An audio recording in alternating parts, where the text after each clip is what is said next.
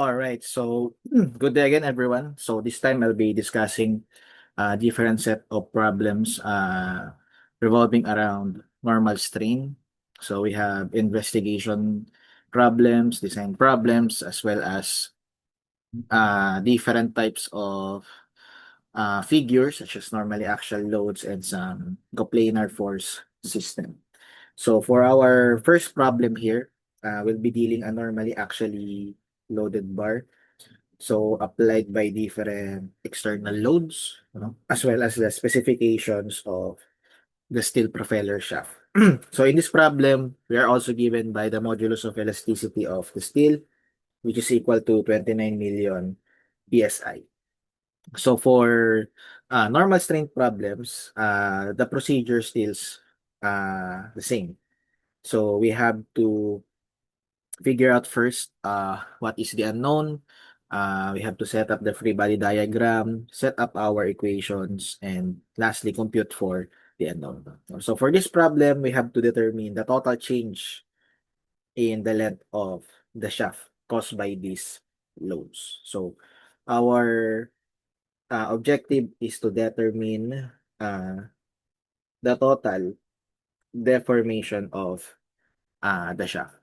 Now, so we could achieve this by first setting up the free body diagram of this steel propeller shaft.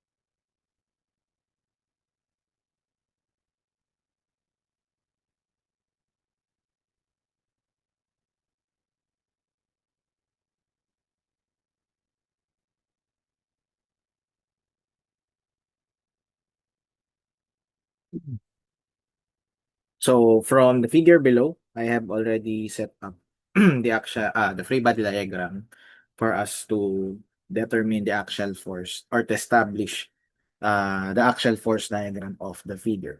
So most of the time we have to establish the axial force diagram, especially for normally actually loaded bars. No? So since both ends of the shaft has already loads, so we can proceed, in setting up the actual force diagram. So you have 2,000 pounds to the left.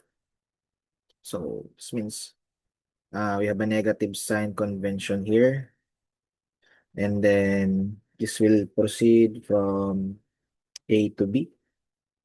So this is still negative 2,000, and then from B to point C, this is still negative 2,000. And then at C, we have a load going to the right. So that's negative 2,000 plus 6,000. So we will be left with 4,000, positive 4,000 pounds. And then from C to D, it will be closed out at point 0. So take note that the force applied at point A is going away towards going away from the shot. So this means that our negative values are in tension and our positive values are in compression. So we have to take note of the compressive or the tensile forces when considering deformation. No? Since compression tends to shorten the bar and tension tends to elongate the bar. So we have to be particular with the sign convention in dealing with this kind of problems. So for us to analyze the total deformation of the shaft is equal to the summation of all deformation of the members.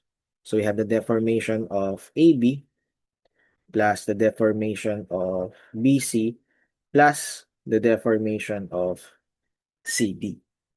So we have to compute individually this deformation. So starting with the deformation of AB, so from our formula, that's PL over AE. So P is for the axial force in the member. So we have negative 2,000. Since negative values are in tension, we will write the force here as 2,000 or positive 2,000 because it is in tension. Now, yung negative dito sa axial force diagram just represents the direction of the force. So length of member AB is actually 5 feet. So we have to convert this into inches. So let's multiply this by 12. The area, the diameter of member AB is given as 0.5. So that's pi over 4, 0.5 squared. And then multiplied by the E of the steel, which is 29 million PSI. So normally, when solving for the deformation, I always consider 4 decimal places just to be safe in the computation.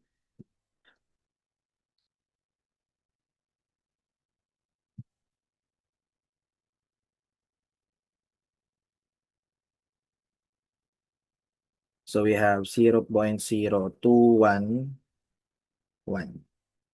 This is already in inches. So this is in pounds, this is in inches, this is in inches squared, and then this is in pounds per square inch. So square inch will be cancelled, pounds will be cancelled, and we will be left out of inches as our units. And then we'll proceed to the other deformations. So deformation of BC. So we have an axial force of 2,000 as well. This time the length of BC is 4 feet. So multiply it by 12 to become in inches. And then we have an area of a circular cross-sectional area. And this time the diameter is 0.75 squared. And then multiplied by the modulus of elasticity.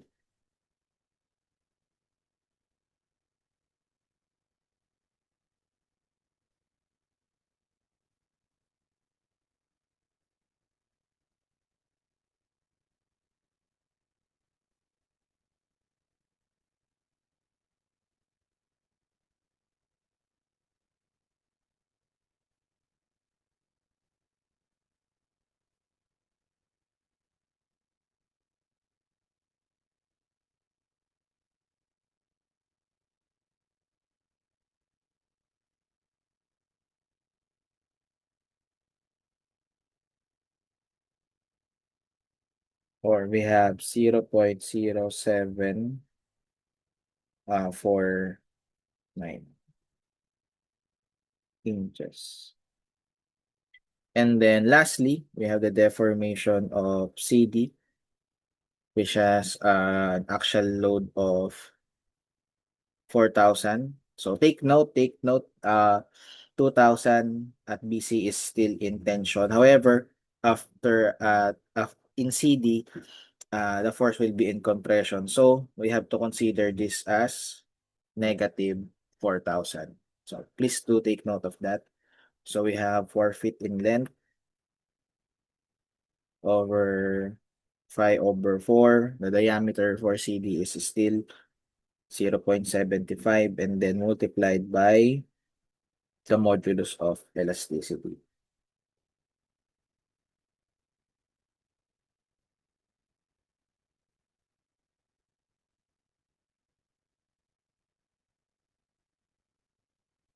So we have negative 0.01 uh 50 inches. So actually you can input these three equation in a singular line. You can also factor out the E since all E's are the same for this type of problem, of course. So I'll just write this in separate equation for you to be able to understand it more. No? So finally, to determine the total deformation, we just have to take the summation of all values. So we have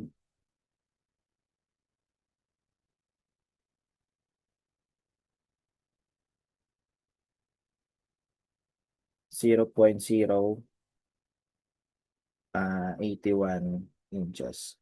So the results yields a positive value. This means that the shaft has a tendency to elongate. So tensile forces are more present than the compressive forces. So the possibility of the shaft is to elongate when these forces are applied. All right, so moving on into the next problem, we have here a figure that is a coplanar force system. So particularly, this is an investigation type of problem since our objective is to determine the vertical displacement of point C once the 2,000-pound load has been applied, no, to the structure. So in this type of problem, in coplanar force system, I tend to have a different approach. So I can be efficient when it comes to the analysis. So for investigation type of problem, the first thing I have to do is, of course, determine the unknown. So we have to determine the vertical displacement of point C. So firstly, I have to investigate, no, or I have to visualize what will happen to the structure. No. So I draw the same figure, no, from the problem, and we have here the rigid bar. So take note that the bar is rigid. While this uh, while this cable is made of steel that is deformable, no? So what happens after I apply the load P, the tendency of the rod is to deflect, no? Since nakapin siya dito sa point na ito, so the rod will be displaced, no, or will bend downwards. So if this is the initial position of the rod, the final position of the rod after you apply the load P will be look like this. So somewhere here, although I exaggerated the deflection of the rod for you to be able to see it. No. So the red line here represents the final position of the rod. And of course, the tension cable will also be pulled. No. So this will be the final position of the rod and the tension cable. So at point C, no, it will go downwards to a new point. Let's call it as C prime. So from point C to C prime, there is a vertical displacement. So this vertical displacement na ito is the one we're after. Now let's call it as delta C. No? So by further investigating this figure, we can analyze the original position of point C. So if I will zoom in that point, so I have here the point C. So we know na after the load P is applied, there will have a displacement. No? And that displacement is displacement at a vertical displacement at point C. From this figure, no, from this figure, the tension cable elongates, no, at point C. And we could take, by geometry, that displacement, or that deformation will come from point C. So this deformation is actually the deformation of the tension cable AC. Kasi nga, nabatak siya nung naglagay ka ng applied load from that direction. And again, by geometry, if we connect this line or these 2 points, they will form a right triangle. They will form a right triangle. So initially, if the rod is in this place and the tension cable is here and inclined at the x-axis by 40 degrees, so this is 90 degrees. So the remaining angle here will be equal to 50 degrees. And the 40 degrees will be right here. So from this triangle, right triangle, we can actually connect these two variables, the deformation and delta C. So we can use a trigonometric function. So we have all the angles needed. So you can choose what reference angle you will analyze. So for this problem, I will use the 50 degrees. So if the delta C is the hypotenuse, so I can use the cosine function. So cosine 50 degrees is equal to the adjacent, which is delta AC, over the hypotenuse delta C.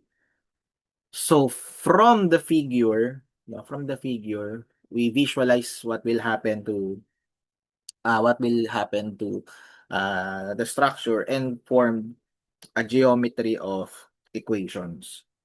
No? And from that geometry, we have established an equation involving the deformation in AC and the delta C. So since we are after for delta C, so by cross multiplying, we get delta C is equal to the deformation of AC over cosine 50.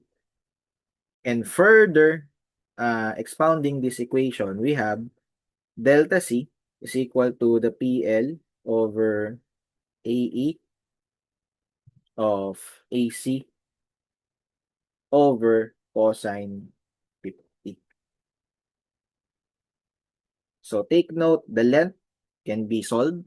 Area is given, E is given. So we're after for PAC.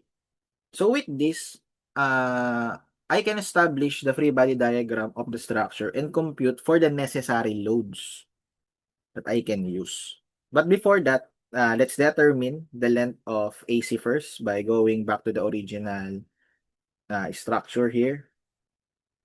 So as you can see, this triangle ABC can be utilized. No? So we have here the length of AC. So this is a right triangle. We have a reference angle of 40 and 8 feet of adjacent side. So from this, we can utilize cosine function is equal to 8 feet over the hypotenuse. So solving for LAC, we have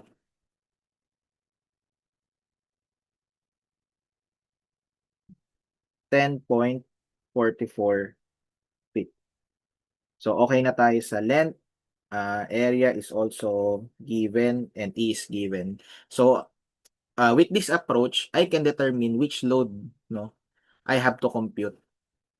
So with that, let's proceed to establishing the free body diagram of this structure. So I already draw the free body diagram. So from that free body diagram, now you'll notice that we have three unknowns, Bx, By, and FAC. So FAC is also the PAC from our previous equation. No? So I can directly solve for FAC without even computing for BX and BY. No? Kaya I tend to analyze the tendency of the structure before I proceed into the equilibrium equation. So with that, no, with that, I can take the moment of B is equal to 0 and proceed with computing the moment. So we have FAC, no? So the vertical component of FAC will moment at point B. So it will rotate counterclockwise. So FAC sine 40, distance is 8, and then we have 2000 will rotate clockwise, distance is 8, equal to 0. So instead of writing summation of forces along X, along Y, I can directly write the summation of moment at point B is equal to 0 to determine what force is necessary.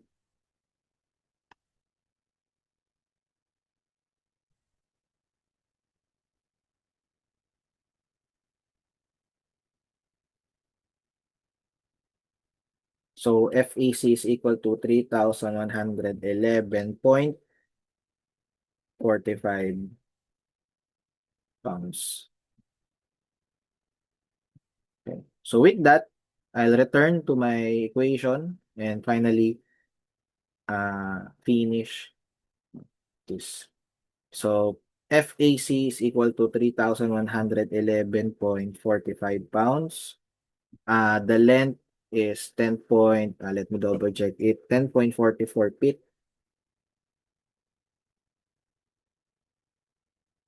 over the area, which is equal to 0.25, and E equal to 29 million PSI over cosine 50.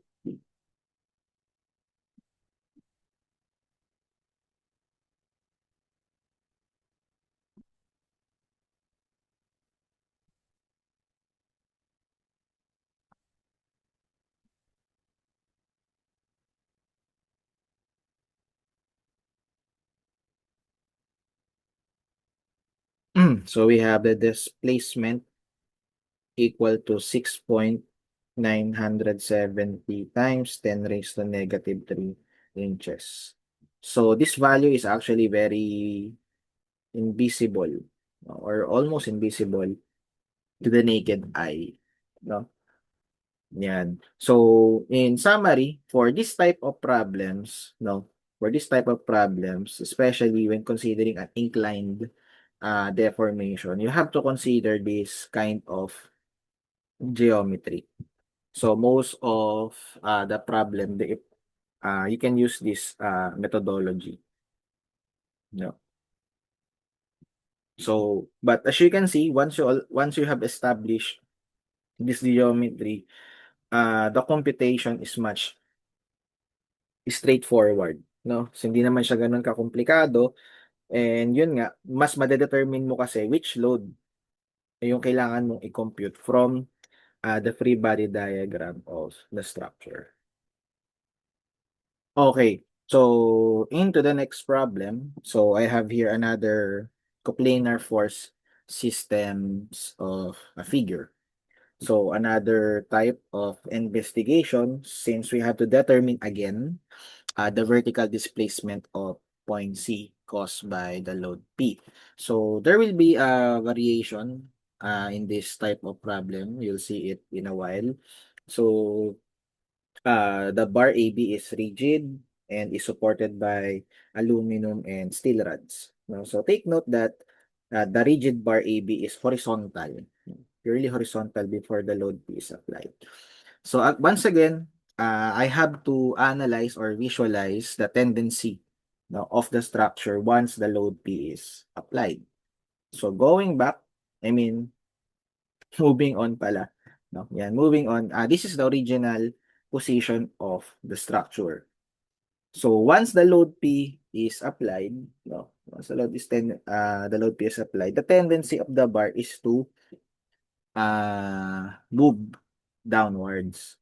But since our force is much closer in this side rather than this side, so the tendency of the bar is to be a little more inclined, no, rather than a pure horizontal.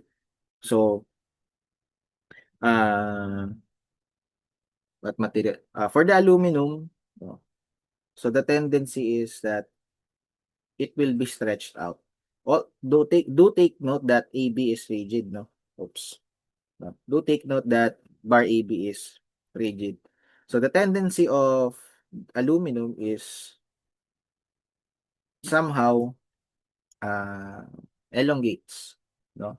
But since the force is much closer than the steel, so I will assume that the steel will elongate more rather than the aluminum. And then finally, the bar is somehow, inclined rather than the original.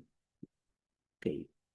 So now, let's consider this diagram, no? Or the red line. So I'll isolate this. Oops.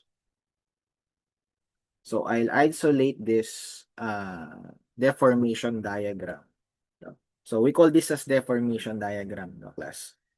So from that, we can establish a trapezoidal area. So this is the original length of the bar. We have here the aluminum. We have here the steel. Then we have here the final position of the bar. So at point C, as you can see, there will be a vertical displacement from the original position. So this is the original position at point C. Then this is the final position at C prime. So this length, no, is actually the deformation of the aluminum. No, that's the deformation of the aluminum. And in this side, this is the deformation of the steel. Kasi nga, from this point, nabatak siya papunta dito eh. No? So that's the deformation. So when it comes to these shapes, no, we can project or visualize triangles. No? So actually, we can project a line from this point up to this point to come up with a right triangle, a small right triangle. And from this, I can isolate this right triangle na to para mas makita ko siya. No? So that right triangle, we have to define its dimensions. So starting at this point, no, so this is the apex of the triangle. So this distance, as you can see, this is actually what? This is actually the displacement or the vertical displacement of point C minus the deformation of aluminum. No? So I repeat myself. So yung buo, this is the vertical displacement of point C, and this length naman is yung deformation of aluminum. So to get this distance, that is the vertical displacement of point C minus the deformation of the aluminum. So similar concept will be used for this side. So from the steel side, this total length is a deformation of the steel. So minus the length again of the deformation of aluminum. So this will become the deformation of steel minus the deformation of the aluminum. So the distances is 3.5, then 2.5. So we can use ratio and proportion to establish the deformation or the geometry deformation equation. So in other books, this is called the compatibility equations. So by using ratio and proportion, so we have the bigger triangle, which is, or I will use the height as, I will use the height in the numerator. So we have delta C minus the deformation of aluminum as to the whole side, as to the small triangle, which is 3.5, equal to the deformation of steel minus deformation of aluminum over the longer side of the triangle, which is a total of 6. So, expounding this equation, we have delta C minus the PL over AE of the aluminum over 3.5. And then we have the PL over AE of the steel minus PL over AE of the aluminum over 6. So it means, no, from this equation, we have to determine the force in the aluminum and the force in steel. Lengths, areas, moduli of elasticity are given. No? So it means we have to look for the forces using equilibrium equation. So now, after we establish the geometry deformation equation, we can proceed to the equilibrium or the free body diagram of the structure to find what are the missing forces. And we need to find FAL and FST, forces of aluminum and steel. So we can do that by getting the moment at point A equal to 0 first. So we have 50 times 3.5 minus force of steel times distance 6 equal to 0. So you have the force of steel equal to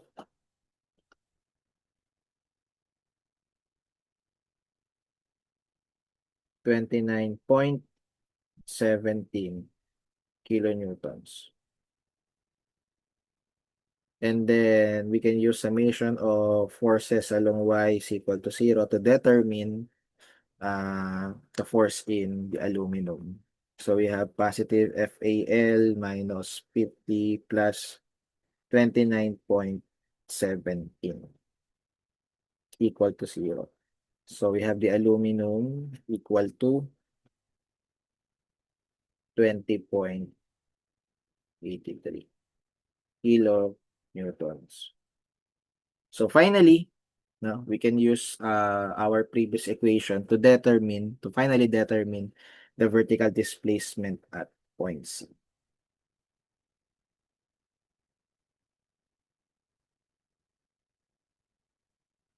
No. So going back into our equation, so we have delta C minus the force in aluminum, which is equal to 20.83.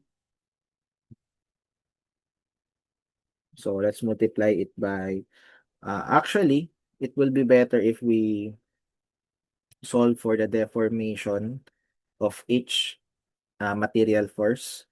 So we have 20.83 times 10 raised to 3. The length of aluminum is 3 meters. So we'll use 3,000 over the area, which is 300, and then we have 70 gigapascal. So multiply it by 1,000 for it to become megapascal. So as you can see, we can cancel out the 1,000 from the force. So to simplify it, our equation.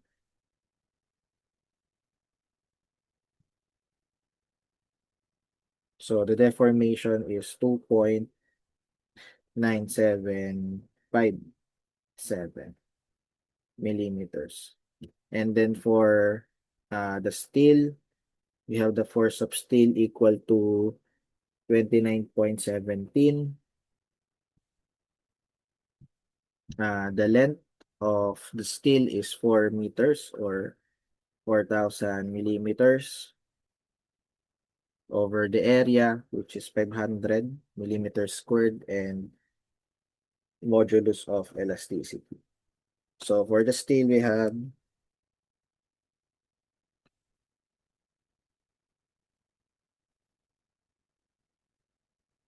1.1668 millimeters.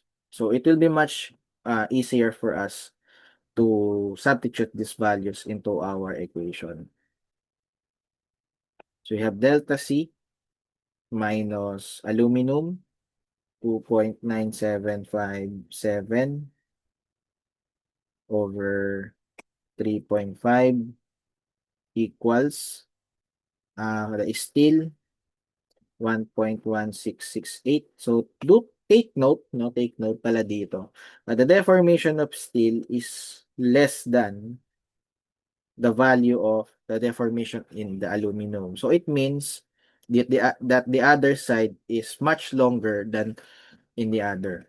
So therefore, the diagram is in reverse. However, it is okay for us to assume it in that kind of direction. But we must remain consistent in substituting these values.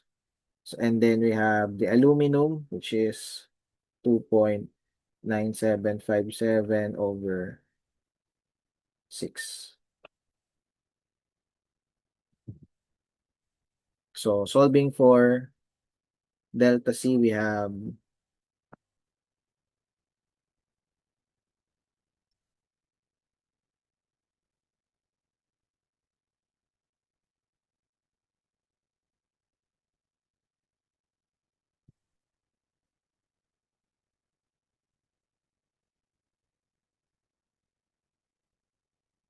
a negative value of 4.0309 millimeters. No? But in the other way around, this is 4.0309 millimeters.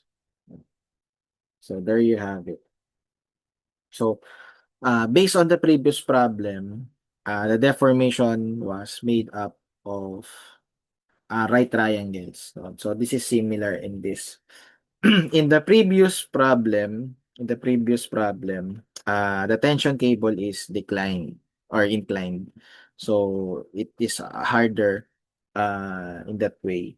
However, in this problem, the cables or the materials is in a purely vertical position. So it's much easier, no, to compute for the deformations or for the geometry deformation equations.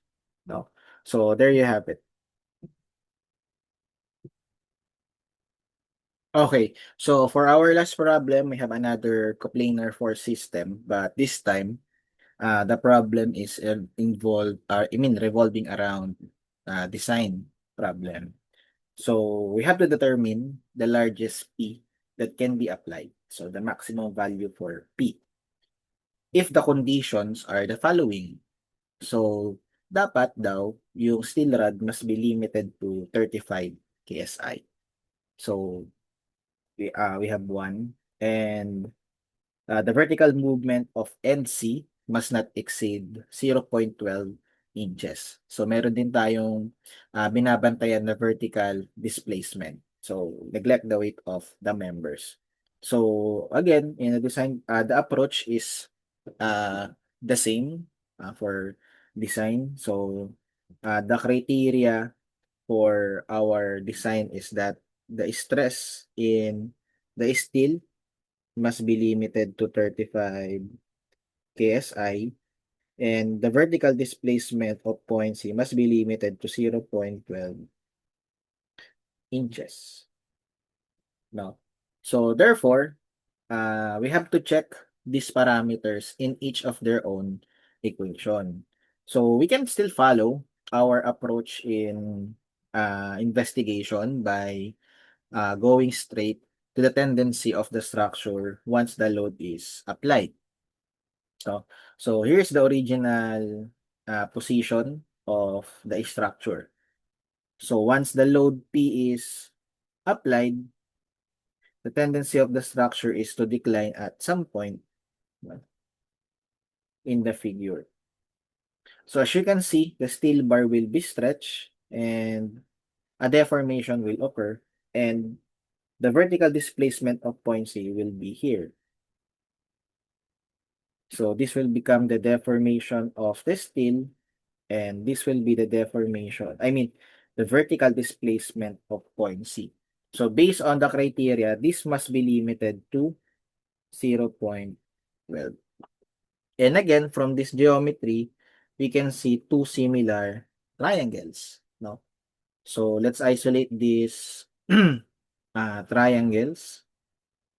So we have here the original length of the bar, the declined position of the bar, and then the vertical displacement, and then the deformation of the steel. So let me just write the variables. So must be equal to 0.12. So the distances are 2 feet and 3 feet. So with this, we can form an equation involving these variables using ratio and proportion. So by ratio and proportion, we have 0.12 as to 5, and then deformation of steel as to 2. So further expounding this equation, we have 0.12 over 5. What is the value? 0.024. Then let's cross multiply to isolate the deformation of steel. So I have 0.048. So PL, or steel, the length of steel is 4 feet. No, however, our E is in PSI, our area is inches squared. So let's convert the 4 feet by inches over area 0.5, and then modulus of elasticity 29 million. 29 million PSI. So with this, we can solve for PST 1. So it means that this force of steel uh, is based on the deformation of the criteria, which is 0.12.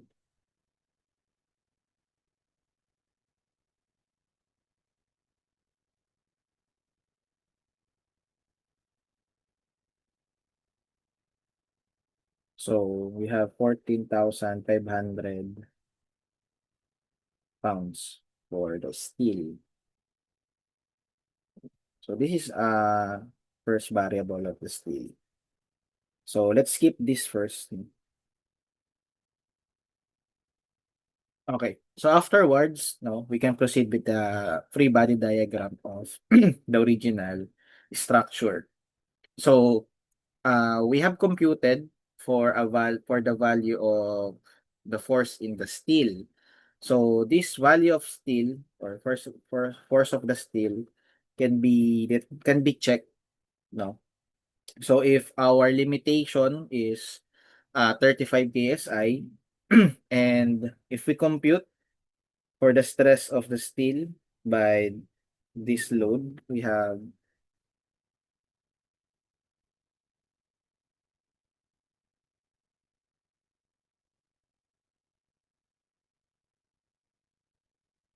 29 KSI.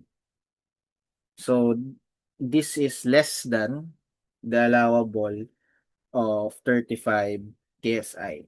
So we can use this ano, we can use this value. However, we can also check for the value of steel too. So if we maximize the 35 KSI, so if the stress in the steel is equal to 35 KSI, therefore P of steel 2 will be equal to 35 times 0.5. So let's check the value. So I'll convert this directly to pounds. So this is 17,500. So this both forces is safe, no? Safe to use. However, if I will to use this value of steel 2, no, if I will to use this value of steel 2, we can check, no, what will be the deflection in terms of this force.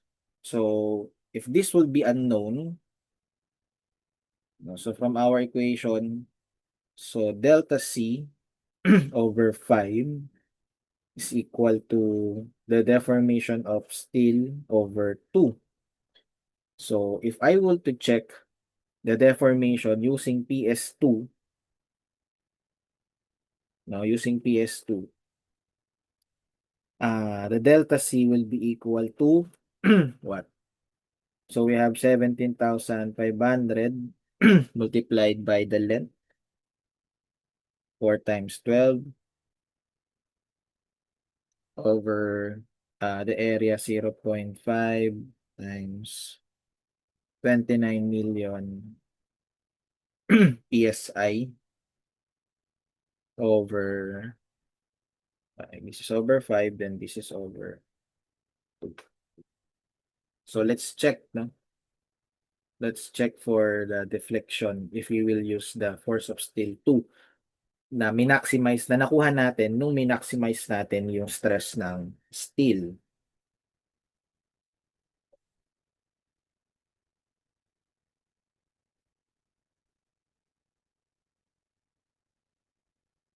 Oh, so the deflection will result into 0.1448 inches. No? So as you can see, this is greater than the deflection of 0.12, which is our criteria. Therefore, PS2, no, this value of steel 2 is not adequate, no,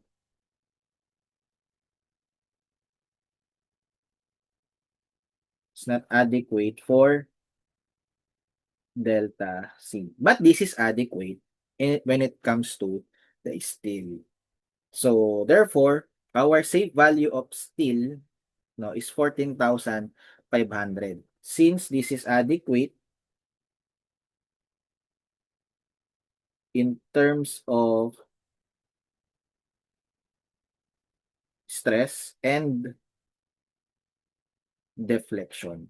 So we have to use this value of steel in our equation diagram. So we have to use 14,500.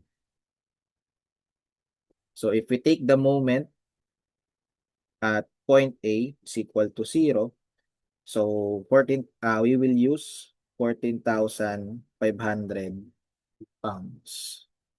No. So this will rotate counterclockwise, multiplied by 2 distance, and then plus the P distance of 5 equal to 0.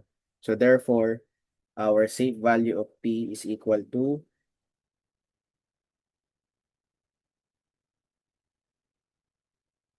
5,800 pounds. So in summary, I just want to review the discussion. We check the value of steel in terms of, oops. Now we check the value of steel in terms of the deflection first. And we got a value of 14,500. Then after that, we check the value of this steel in terms of stress. So we divide this 14,500 by the area of the steel, and we got 29 KSI, which is also adequate in terms of steel. So this means that this 14,500 is both adequate in terms of the deflection or the displacement and in terms of the steel. So to check for the other criteria, which is the force of steel 35 is equal to 35 psi, we maximize the value of the steel to establish a second value of the force in steel, which is equal to 17,500. So this means the 17,500 is adequate in terms of the stress, but is not adequate for the deflection. So we can see it in our equation right here that the delta C is equal to 14, no, 0.14, that which is greater than 0.12 na nasa criteria. So therefore, our safe value in the steel is 14,500, in which we will use, no, in this equation to determine the safe value of P. So later on, I'll upload another set of problems focusing on design problems for strain. So for now, I hope you have learned things in this video recording. Thank you.